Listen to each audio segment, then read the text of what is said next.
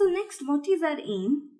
Our aim is to determine the influential power of nodes. So our actual question is, we want to see that which nodes in our network are the most influential. So we want to determine the influential nodes in a network. But how do we know which nodes are influential?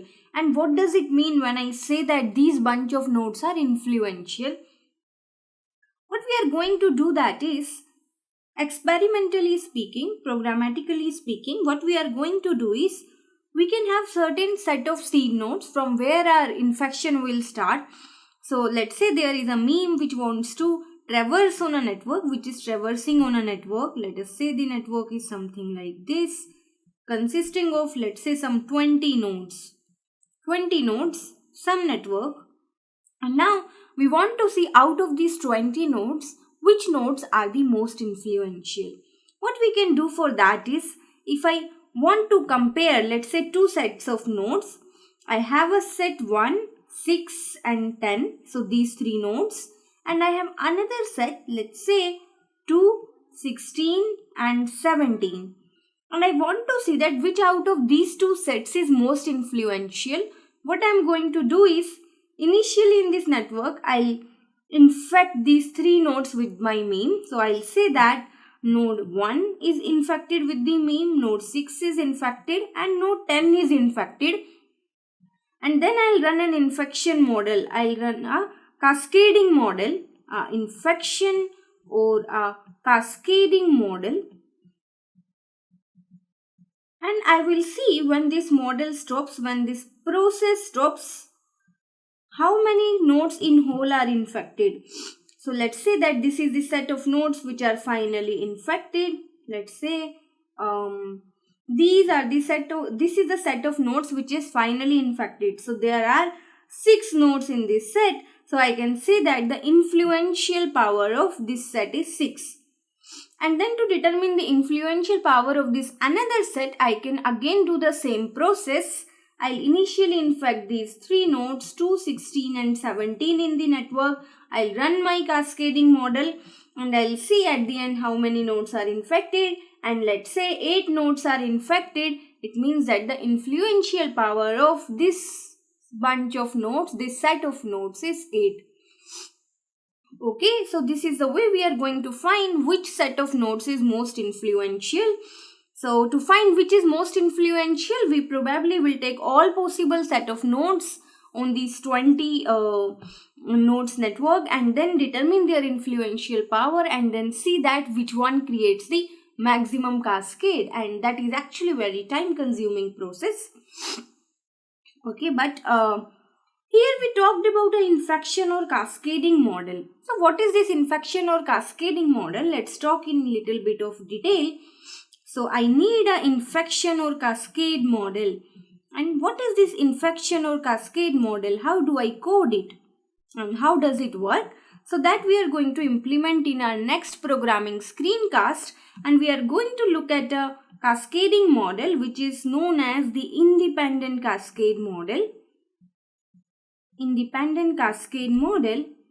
And this independent cascade model is actually very similar to the SIR model we discussed in the chapter epidemics. Very similar to the SIR model. Do you remember what was SIR model? There were 3 kinds of nodes in the network: susceptible, infected and recovered. And nodes used to pass from this chamber to this chamber, infected chamber, and then to the recovered chamber. So our model is very similar to the SIR model, though not exactly similar.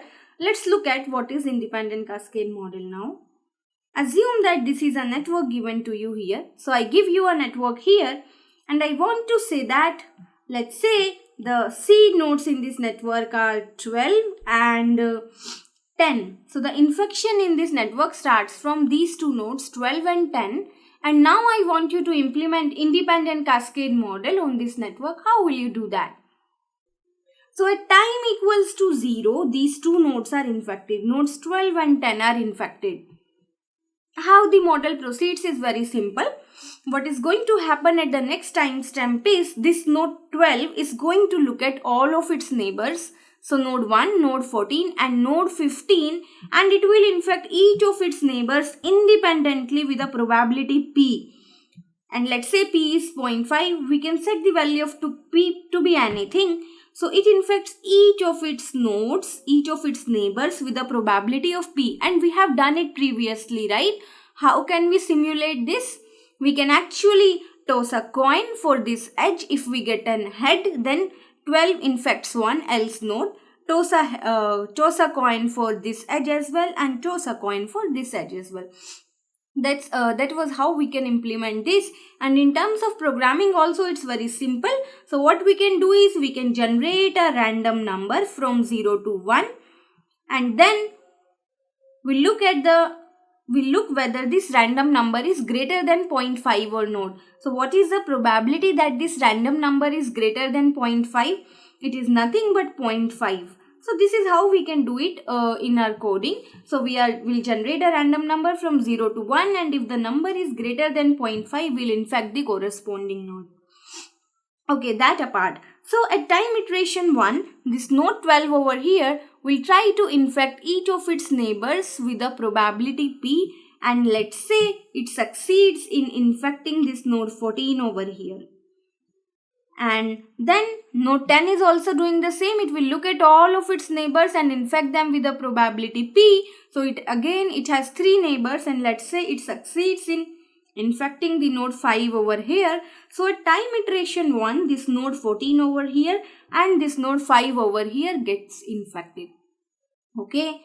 What's now going to happen in next iteration is node 12 and node 10 have done their job. So they were given one chance to infect their neighbors, and their chance is now over. So these two nodes, they remain infected, they are infected, but they do not get any further chance of infection. So it is very similar to a case where in a school some students are getting infected.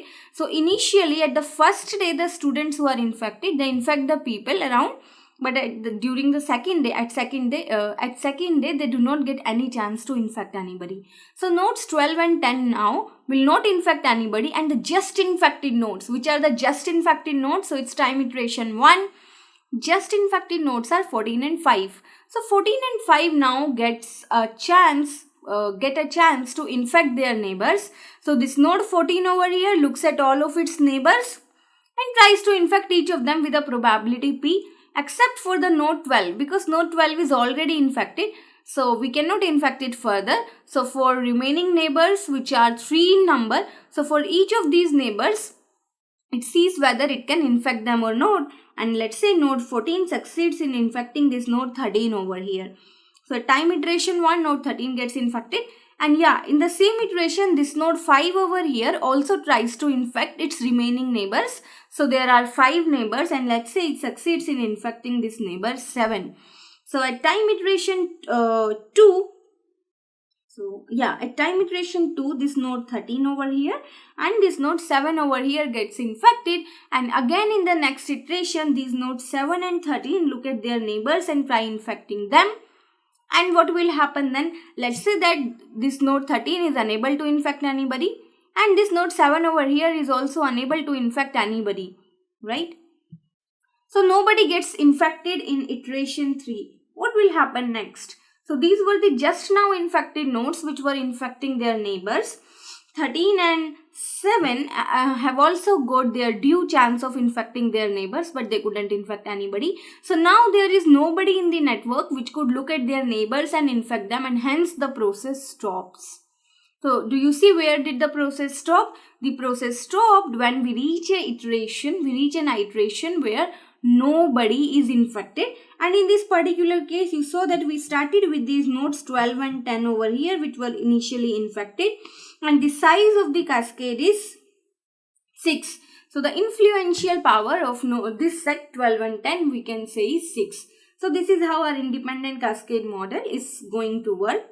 Let me revise it quickly. So what is happening is, initially there are certain nodes which are infected. Let's say these 2 nodes are infected.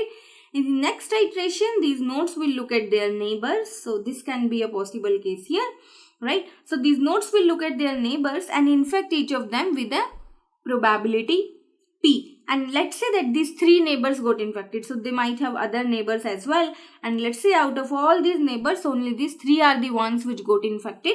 Then these 3 nodes over here will repeat the process and infect all of their neighbors with probability p, and they might succeed in infecting some people. And let's say here 4 more people got infected, and let's say in the next iteration nobody got infected. In the next iteration nobody got infected, so what will happen is your process will stop here. So this is what is known as an independent cascade model. And why is it called an independent cascade model is actually very clear. Whether this edge over here passes the infection or not is independent of whether this edge over here passes the infection or not. So hence it is known as the independent cascade model. And next we'll look at how can we code this independent cascade model. So let us now see how we can implement this independent cascade model. So before writing the code for independent cascade model, let us look at the structure of the code. So we are going to see how can we implement independent cascade model. Independent cascade model. And what we are going to do is, we know the entire procedure, right? We know that there is a set of nodes which are our seed nodes, which are our initially infected nodes. And these seed nodes are then going to look around all of their neighbors and ending up infecting few of its neighbors. And okay, so this is the seed, and they end up infecting few of their neighbors, and then all of these neighbors are going to look at their neighbors, and then they are going to infect few of their neighbors. So these are the neighbors which are not already infected. So some new nodes over here are infected, and this process will stop as soon as we reach an iteration where no new node is infected. So how can we write a code for this? So in writing a code for this, we are going to use 3 lists. So let me tell you, one list is obviously the seed nodes, which holds which of the nodes are initially infected. So this list is seed. Another list which we will be considering is, let me call it just infected. So another list is just infected.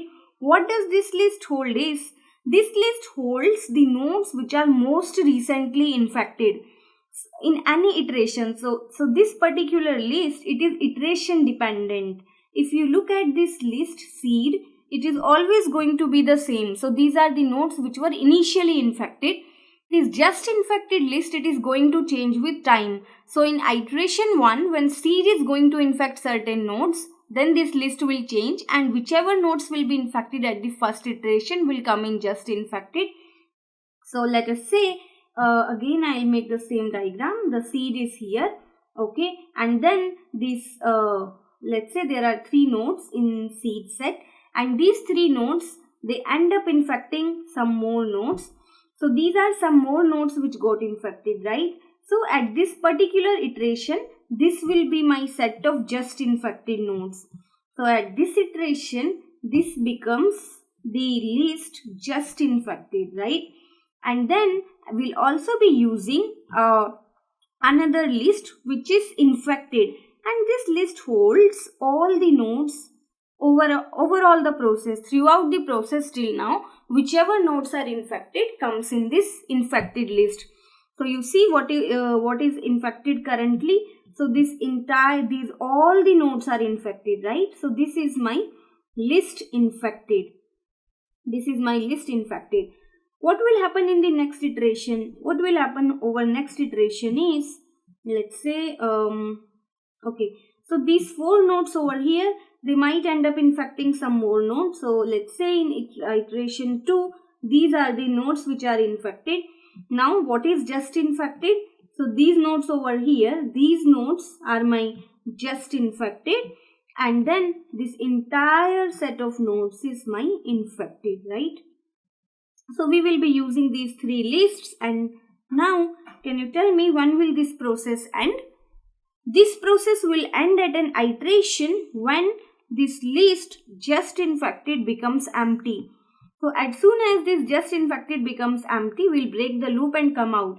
So after this particular iteration over here, let's say that in the next iteration, none of the nodes gets infected. So just infected is empty here, and the process will come to an end.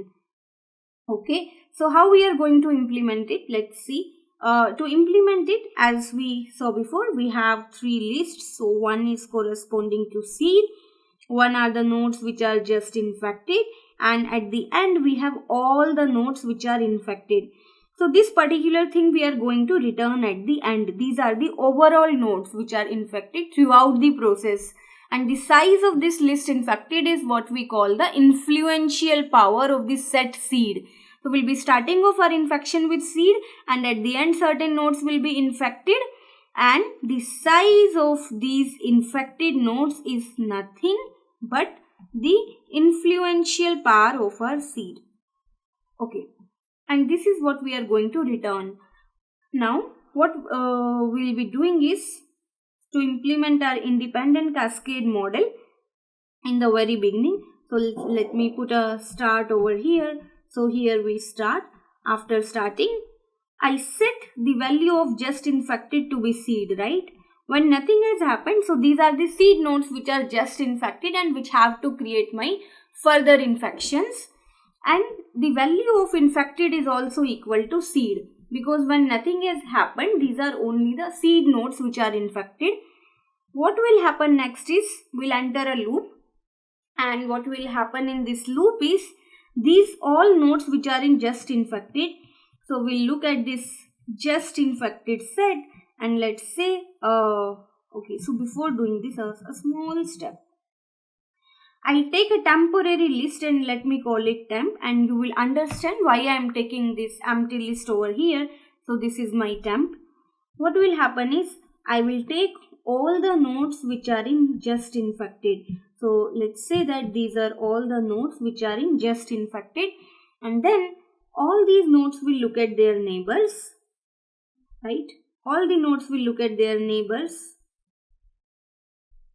and then they will infect each of their neighbors with a probability of P. So you can do this by how do you infect them with a probability P? We have discussed it earlier. We are going to generate a random number from 0 to 1, a real number, and if the number turns out to be greater than P, if R is greater than P, we are going to infect the node over here, else node, right? So when P was 0.5, we'll generate a number from 0 to 1, and if this number is greater than 0.5, it means that this node over here should be infected. Okay. While infecting it, but few things we have to take care is, first of all, this node should not already be infected, right? So we'll put the desired loops here. Overall, what we have to do at this step is we have to look at this list just infected, and then for each of its neighbors over here, for each of the neighbors. So first we take this node over here, and then for each of its neighbor, we generate this random number, and then we see whether this node over here should be infected or not. And if this node is not already infected, that is, this node shouldn't belong to a set infected, then we are going to append it to temp. So let's say that, let me write it down.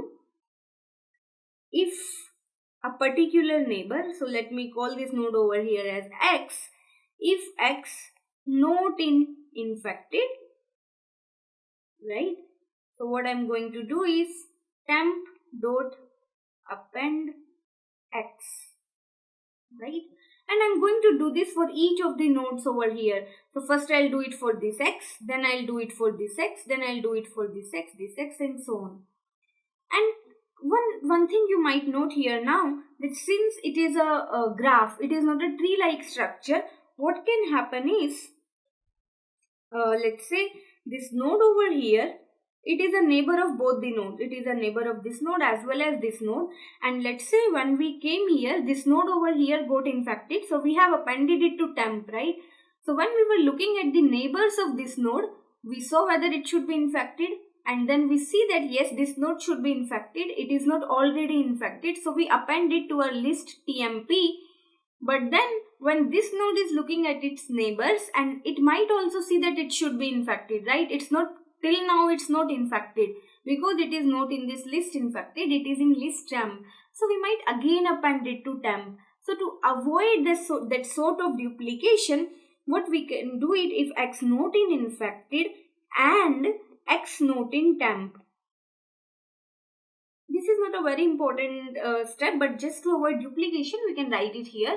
So first of all, this node over here, it should not be previously infected. Second, it shouldn't be in temp. In that case, we append X to temp. So we get this list TMP at the end. What is this list TMP telling us? TMP is telling us that in the current iteration, these are the nodes which got infected. So what we'll do next is, we got a set of nodes in TMP which should be infected next. So we will simply, for all the nodes in TMP, we'll set our list infected, right? So these all nodes should be infected. Infected becomes infected union temp, right? So these all nodes became infected first of all. Then secondly, you notice that now my set of just infected should change, right? So previously my just infected were the nodes which were infected in that iteration. Next, what should become just infected now? Just infected should become equal to temp, right? And then we jump back. So after doing both of these steps, we jump back here. Okay, so you see what is happening. We start from here, and then we set just infected to be seed, infected to be seed. We take a temporary list. So initially just infected is seed, and then we see that which node should get infected in the current iteration. We append them to the list infected, and then we set just infected equals to temp. Then we come here. Then for all the nodes which were infected in the previous iteration, we keep repeating this process. Okay, now it has become an infinite loop, right? It will keep running. So when should this process come to an end? When this list just infected becomes empty. So we can put a small terminating condition over here. Over here we can put a terminating condition that if your list just infected is null, it has no element, then you break, right? So this is the terminating condition over here. So this is my entire function for implementing independent cascade model, and at the end we can return the list infected, which holds all the nodes which are infected during this entire process. Okay, so now we are going to write a code for modeling independent cascade model. So I've already made a file here, and we are going to use the same graph which we have used previously. So some part of the code I have written, very basic part. And next let's look at how can we implement independent cascade model here. So you should have some seed in this network. So we can randomly define some seed, and let's say my seed is node 3 and let's say node 8. And next what I want to do is I want to call my a function independent cascade IC, which runs the independent cascade model on this graph G, taking as input the seed C and gives me as output a list. And this is the list of the people who are infected finally at the end. So that is list 1. Okay. How do we implement it? So define independent cascade G, seed.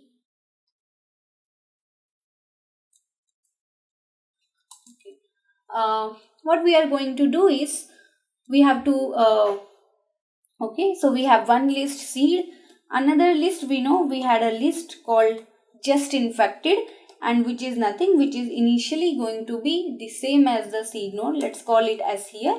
It is same as the seed node S, and we know that the people who are infected currently are also nothing but the seed S, right? Initially both of these nodes have the same value as seed.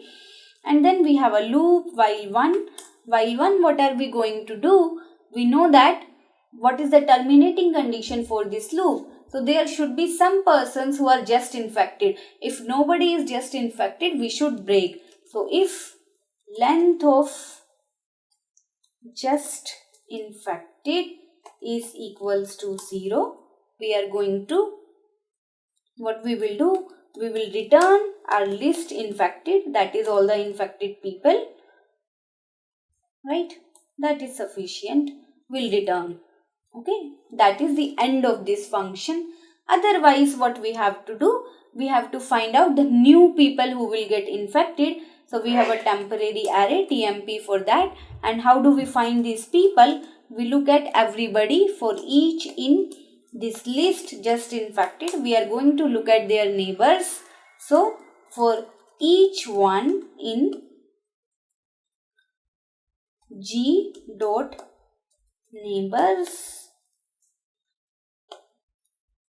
of just infected people, what are we going to do?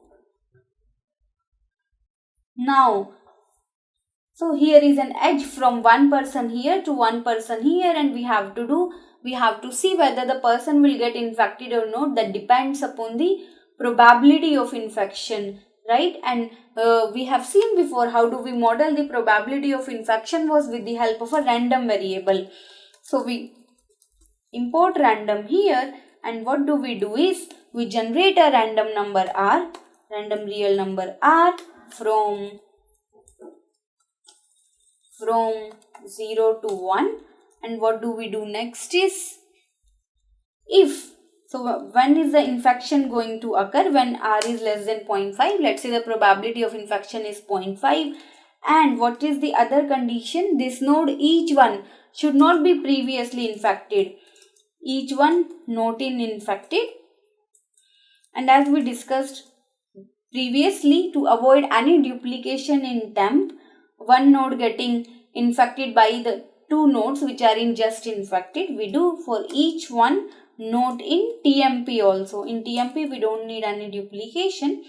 So what we do here, if this happens, is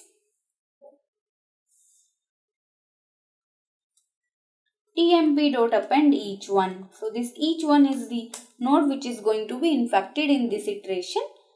Okay, so we have found out all the nodes which get infected in the current iteration. Then what we have to do for each in TMP, these nodes which got infected just now, what are we going to do? Infected.append. So these nodes are now infected. So we append them to this list infected. Infected.append each, and our list just infected now gets changed to TMP. And that's done. So this is a very simple code, and right, so we want to see how does this code run. So for that, what I'm going to do is, let us print the value of just infected at every iteration and see how this is going. So we print both the nodes. Let's say we print just infected first, and then let's print infected, the total nodes infected, and at the beginning let's print S, right? Okay, S just infected, and here before returning infected, here also let's print infected. Actually there is no need for this, and leave it as it is. Okay, let's run this code and see.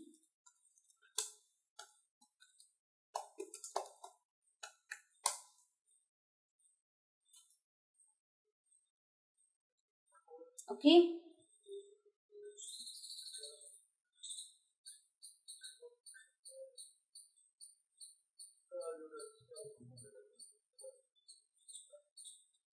okay, so we see a problem here. Just infected is a list here, right? So we have done here for each in G dot neighbors, it should be each here, right? For each in just infected, for each one in G dot neighbors each, right? Executed.